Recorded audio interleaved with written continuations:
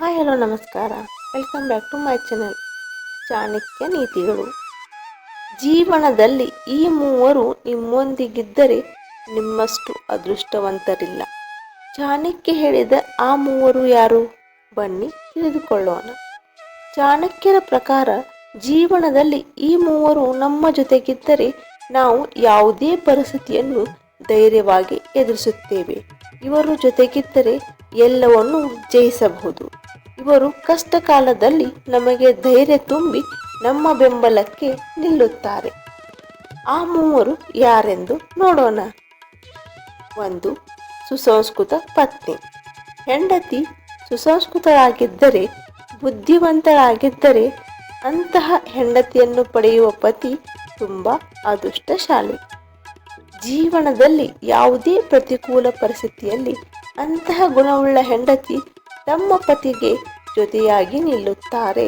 ಅಷ್ಟೇ ಅಲ್ಲ, ಗಂಡನಿಗೆ ಪ್ರತಿ ಕಷ್ಟದ ಗಳಿಗೆಯನ್ನು ದೃಢ ಸಂಕಲ್ಪದಿಂದ ಎದುರಿಸುವ ಧೈರ್ಯ ನೀಡಿ ಆ ಸನ್ನಿವೇಶಗಳ ವಿರುದ್ಧ ಹೋರಾಡುವಂತೆ ಪ್ರೇರೇಪಿಸುತ್ತಾಳೆ. ಅಂತಹ ಹೆಂಡತಿಯನ್ನು ಪಡೆದ ಪುರುಷ ನಿಜಕ್ಕೂ ಅದೃಷ್ಟವಂತ. 2. ಜೊತೆಯಲ್ಲಿ ನಿಲ್ಲುವ ಮಗ.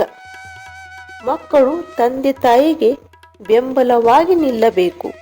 ಮಗ ಸಮಾಜದಲ್ಲಿ ತನ್ನ ಹೆಸರು ಮತ್ತು ಕುಟುಂಬದ ಕೀರ್ತಿಯನ್ನು ಯಾವಾಗಲೂ ಬೆಳಗಿಸಬೇಕು. ಮಗಳು ಮತ್ತೊಂದು ಕುಟುಂಬಕ್ಕೆ ಮದುವೆಯಾದ ನಂತರ ಆ ಮನೆಯನ್ನು ಬೆಳಗಬೇಕು. ಮನೆಯಲ್ಲಿ ಮಗನಿದ್ದರೆ ಆಪತ್ಕಾಲದಲ್ಲಿ ಬೆಂಬಲವಾಗಿ ನಿಲ್ಲುತ್ತಾನೆ. ಅಂತ ಮಗಳನ್ನು ಪಡೆದವರು ಅದೃಷ್ಟವಂತರು. 3. ಒಳ್ಳೆಯ ಮಿತ್ರ.